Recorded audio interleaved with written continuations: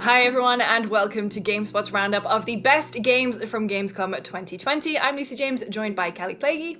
Hello. And Tomo Hussein. No one is allowed to have a bad time. It's Gamescom. It's Gamescom. We're 2 for 2 in getting a reference to that amazing song in when we're talking about Gamescom. Very, obviously due to what's happening in the world, Gamescom has been completely online this year. We had Jeff Keighley's opening night live on Thursday, where he showcased a bunch of new games, upcoming things as well. Let's talk through what we thought were the best. So let's kick off with Call of Duty Black Ops Cold War. COD Blops Cow. So this is the most interested I've been in a COD campaign for years. I'm very intrigued just to see how Reagan is gonna be a part of the whole thing. But at the same time, I always think Black Ops campaigns have been the most memorable, at least for me. Very interested to see more of that game. We're not gonna get a multiplayer reveal for another few days. Guys, I'm gonna throw it to you.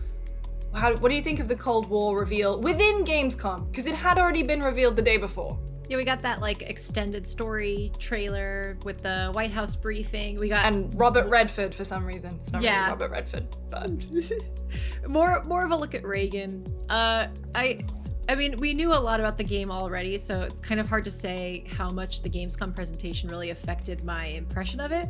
But it was very dramatic. It was very tense, which of course is to be expected for Call of Duty, but also the setting. Mm-hmm. But I was really drawn to it. It reminded me of the movie Argo, all of the pilot shades and we remember Vietnam, we just did that. So it just gave me Argo vibes for some reason. So that's really all I took out of it.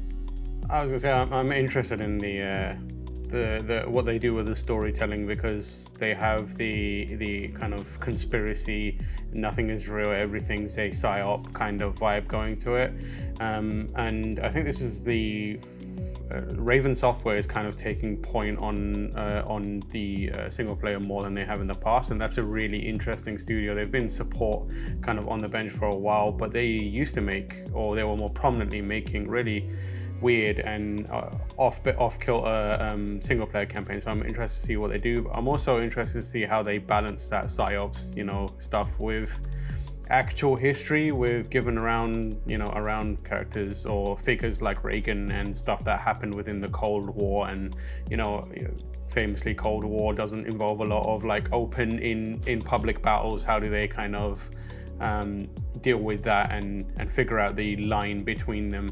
It should be interesting. Yeah, single player wise, it's probably the most I've been interested in a Call of Duty in a while as well. Yeah, I'm just really interested to see, because obviously we are going to be replaying. Well, it says we're going to be going back to Vietnam as we players experienced it within Black Ops, 1968, going back. I wonder if we're going to be replaying those missions. We obviously know that we're going to be seeing some familiar faces. If you did the Warzone thing, the reveal, you get to see Frank Woods again. Don't know if Reznov is going to make it back. I don't know if they're going to be, shelling out the big bucks to bring Gary Oldman back. But I'm intrigued nonetheless. Very excited to see more from multiplayer, because Warzone has become one of my go-to staples. Let's move on. Unknown 9, Awakening. So Unknown 9, the kind of blurb about this game is that it's a narrative-driven adventure game for PC and next gen. You're an outcast, you have mysterious powers, and you have a young girl named Haruna who discovers her supernatural abilities during a confrontation with bullies. A classic Marvel X-Men way to uncover your powers. The thing that's intriguing me about this game, though, is that it's set within a larger story that's totally cross-medium. So there's going to be comic books, there's going to be a podcast, there's going to be a full-length novel, which, Tam, you and I know this only too well, being Lost fans, is that that's where the cool stuff is. Yeah. Do you have the energy to get invested again? My first response to that is I have no clue what this is. Unknown 9 is a very apt title for a game that was revealed at Gamescom that we know very little about. But I think before I'm invested in any sort of multi-discipline storytelling opportunities, I need to know what the story is and actually care about that. I feel like if you haven't got a core amazing game out yet, or a movie or a comic or whatever, trying to be like, we're going to tell the story across different mediums, that's a very tricky proposition. Make me care about any of these characters first before you, or tell me what this game is before you start telling me there's going to be a comic book and a movie and a TV series. I'm going into it with an open mind. There's definitely some, but like even the trailer that they showed off was quite confusing because they focused on one character and then it cut to the kind of splash screen and there were like 4 other people there and I was like, who are any of these people? What's going on? But I'm into that though. I've been watching Dark recently. I've been thinking about rewatching Lost. I'm ready to go down the rabbit hole. Yeah. See, I'm gonna say I probably won't have the energy. I will keep an open mind, but like Danganronpa, I love Danganronpa. There's an anime that bridges the gap between 2 of the games. There's comic books, or I guess you'd call it manga for Danganronpa, but I have not delved into that, and I am a huge Danganronpa fan, like a fan of the games. So if I haven't done that for Danganronpa, it's gonna be really hard to convince me to do that for something else. So I'm just gonna say I will give it my best shot. Can't make any promises, but it's an interesting idea. I do think it's like because as a writer, you could craft such an interesting universe across different media.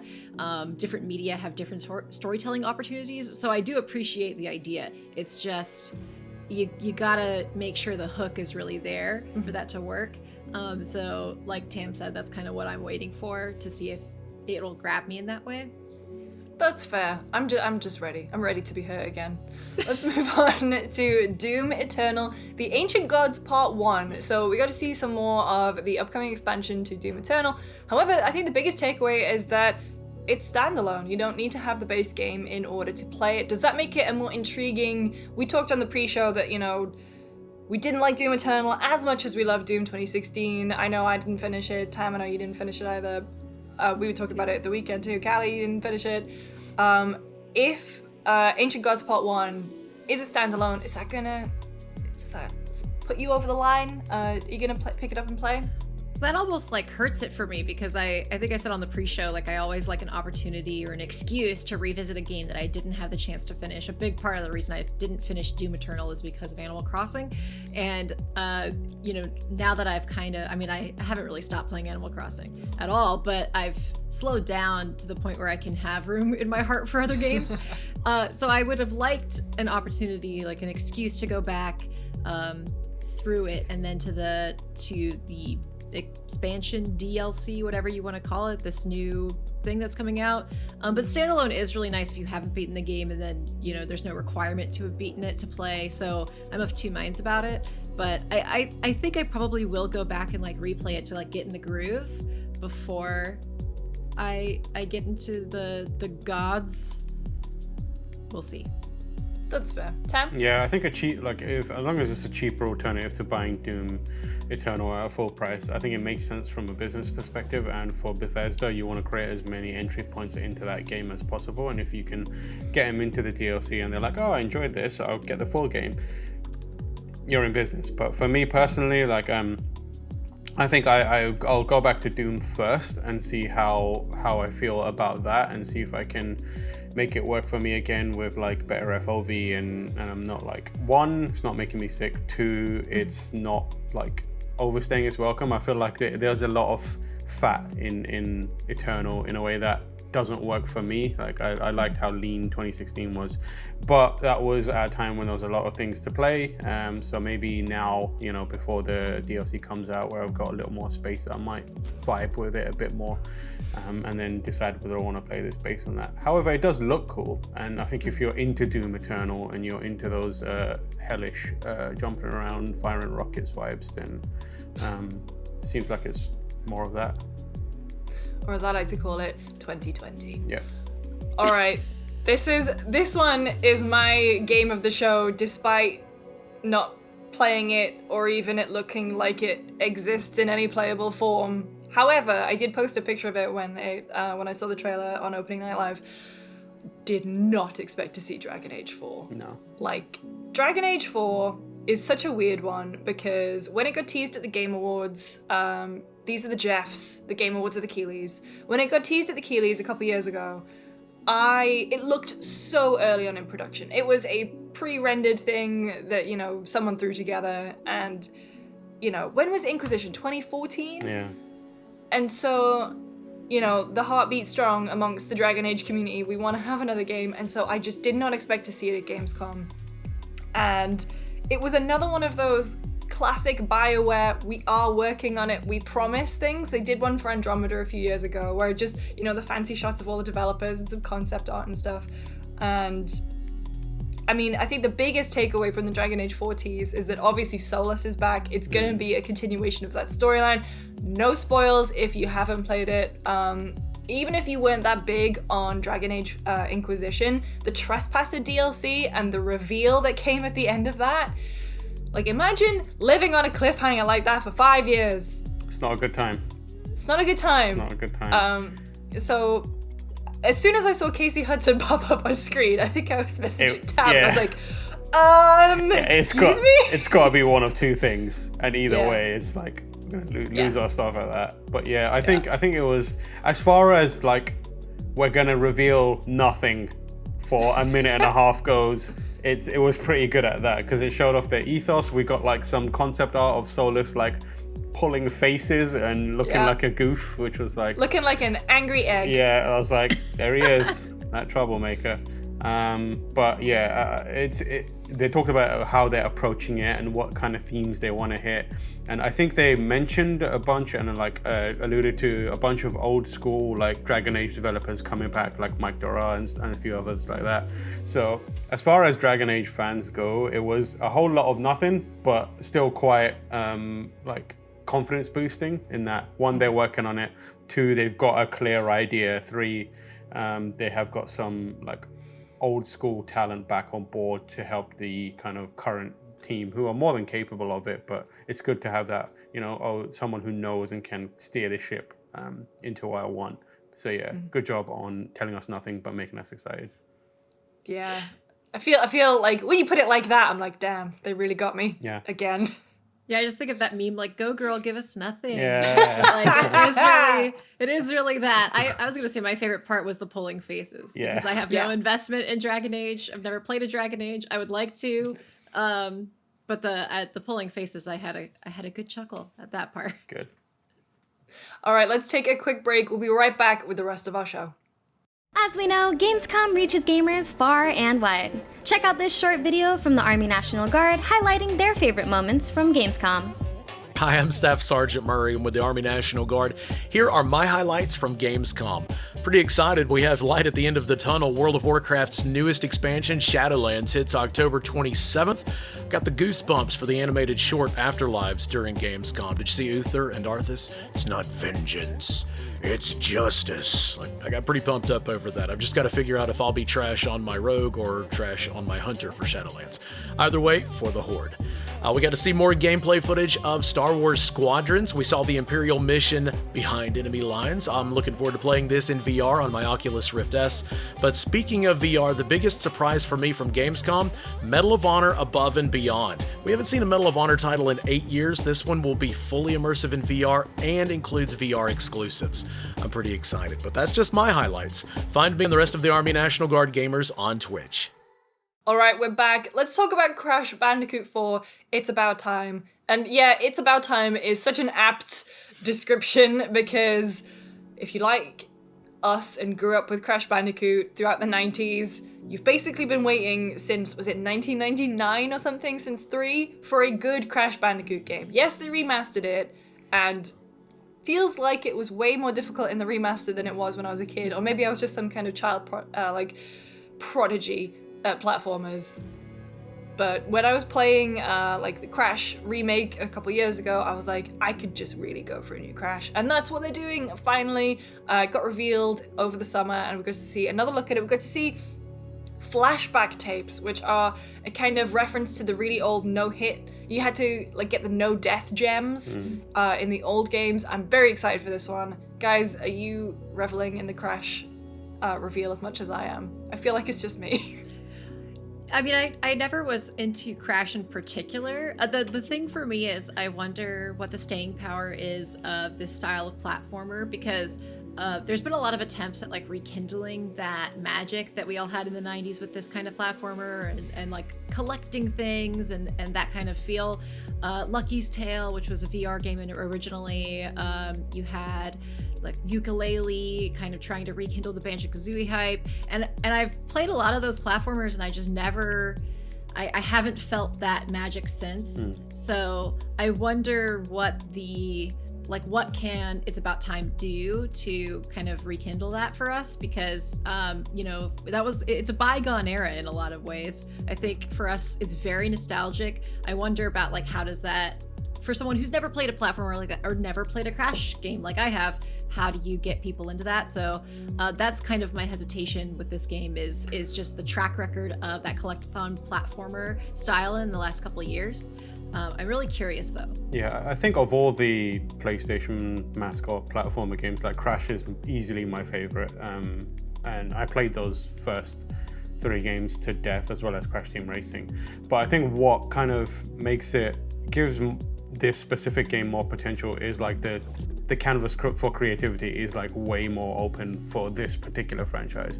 Like Spyro's great and Sly's great, but they're kind of limited in what you can do. You could say the same for like Ratchet and Clank to some degree, though maybe their time hopping is a bit more open now. But like Crash Bandicoot, you can do some real weird and wacky things with that franchise. Like they have done that stuff before, and it's got a lot of humor in it, and it seems like they're leaning into it, which is good. This actual showing that the stuff that they showed off was like another drip feed, like a droplet of information.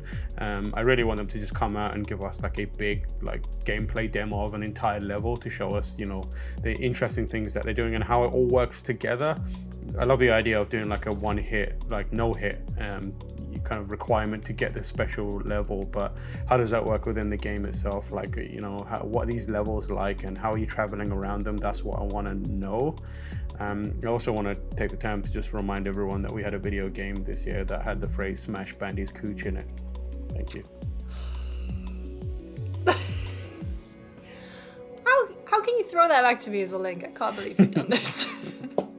One thing I will say is, before we move on from Crash Bandicoot, is obviously when you take a beloved platformer like that so many, like an entire generation of people grew up with, you can't just, you have to put your own spin on it, and Toys for Bob have taken that art style and put such a good spin on it. I really love the way that the characters are looking, and I'm very, very excited for more Crash. Let's move on. Star Wars had quite a showing at Gamescom this year. It's very strange to me because I feel like Star Wars maybe should have been bigger last year, just before Rise of Skywalker came out, and, definitely before Rise of Skywalker came out, and, it crushed all our dreams. But, so we had Star Wars Squadrons, we had Lego Star Wars, the Skywalker Saga, as well as The Sims 4, Journey to Batuu, which... Let's just take Star Wars as like a whole thing. Guys, I'm gonna throw it to you. What was the one that you were most excited for? Sims 4 for sure, baby. Yes. I can't believe that the last pack that we had was Nifty Knitting. And then we're just going full Star Wars with it. Two very different worlds. For the very different ends of the Sims spectrum there. In all seriousness, though, I do think there is a market for a Star Wars game that isn't combat focused. Yeah. I think I have definitely a soft spot for KOTOR, and I really like the old Battlefront games. I like Star Wars games with combat, but I do think there's more to the Star Wars universe than combat, and so you can kind of get creative with it. With The Sims 4. It does seem like an obvious Disneyland tie-in, though, because it's very much based on Galaxy's Edge. But I still think that's fun, having the cantina, and it's interesting. I was not expecting this at all. It came out of left field for me. I couldn't believe what I was looking at. So I'm intrigued by it for sure. It seems like one of those Sims expansions where you go off to a place and do your thing, and then you come back to your normal, the goths and the whatever. You go back to your normal town, but should be exciting at I'm the very very, least. very intrigued by it. Also, it's, The Sims has never shied away from doing these tie-ins before. Obviously, we've had, but they've more like been stuff packs, right? Katy Perry, IKEA, H&M, but never had something as quite as involved as this one. So I'm very excited about it. Tam, what about you in terms of Star Wars games? For me, Gamescom it's this year? definitely Squadrons. Like, I'm very excited. Like Kelly said, like, combat is there's a lot of room for experiences that aren't combat. For me, like, I take that one step deeper and say, like, there's a lot of room for experiences that aren't lightsaber combat, because we're not great at getting that right. Let's just focus on the thing that we can probably get super good, which is the combat in space, in the skies, and that stuff is looking amazing, especially with the story stuff that's kind of threaded in between. I'm glad they're doubling down on telling a story, so it's been like, here's a bunch of skirmish scenarios, and then it's a cheaper game, more focused experience. So I've got a lot of high hopes for Squadrons. Dude, if I didn't think I would need to take a Dramamine to play that game, I would be right there with you. I am just so nervous about puking. 100%. I'm sure that I will be throwing up nonstop, but I'm gonna try. Well, the thing is that, like, because of Microsoft Flight Simulator, all of the flight sticks are sold out. And if anything is gonna make me wanna, get a flight stick, it would probably be Star Wars Squadrons. So hopefully they're gonna be on back order and they'll be back in stock by the time that Squadrons comes out. It's not actually that long to wait either, which is great.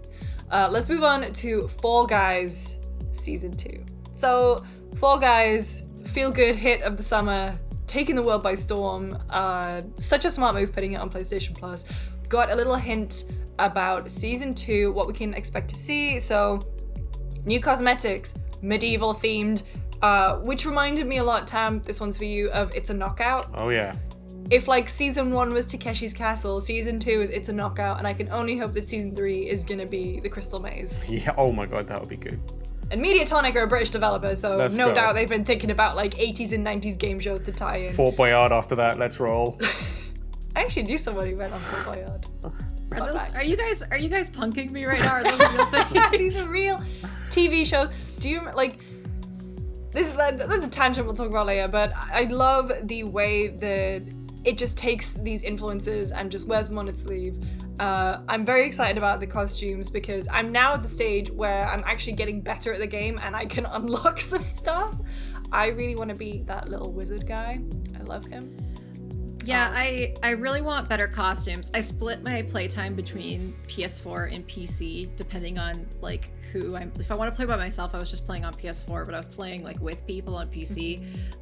So I have nothing. I have nothing good. I would love to be a cool dragon or something. I would also love some new rounds. Not a fan of some of the team rounds. games. No team games. No one likes the team games.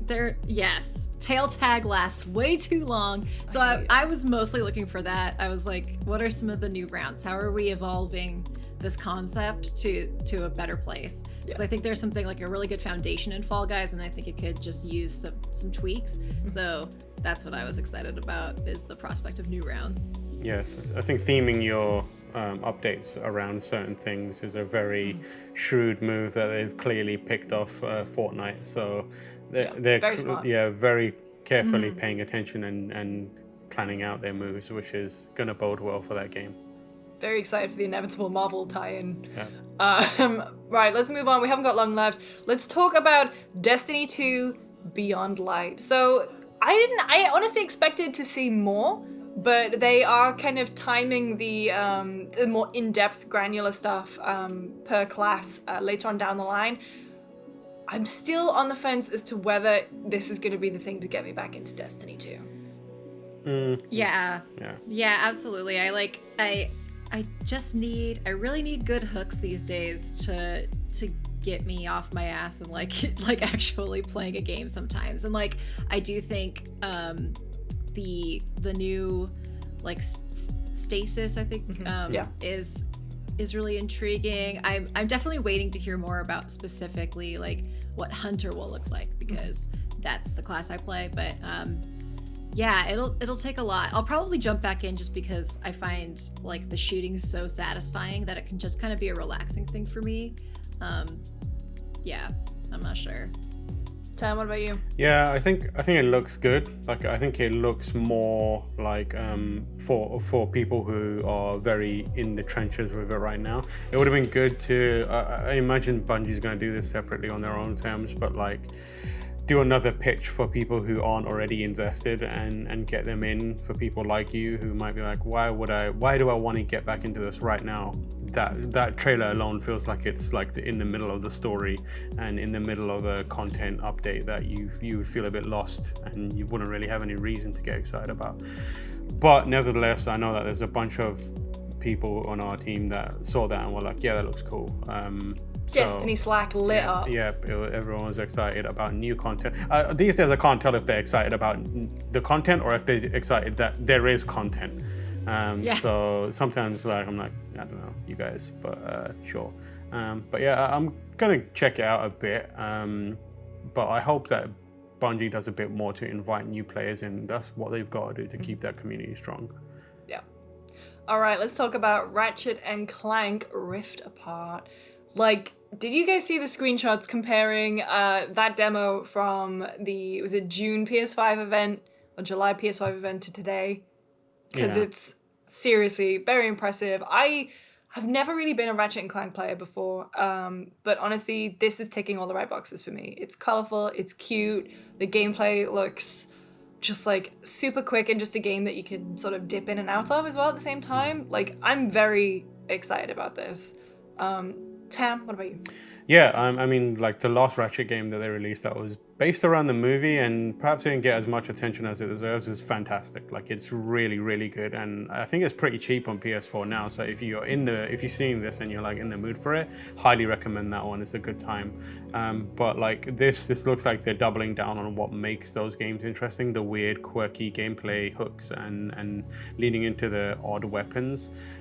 So I'm excited to see more of that stuff. That's what Insomniac does best. And they showed off a bit more about how the kind of like warp gates work and how they utilize the PlayStation 5 architecture a bit more. And it was impressive. You could see Ratchet kind of hooking in portals and then immediately being in different, altogether like distinct worlds.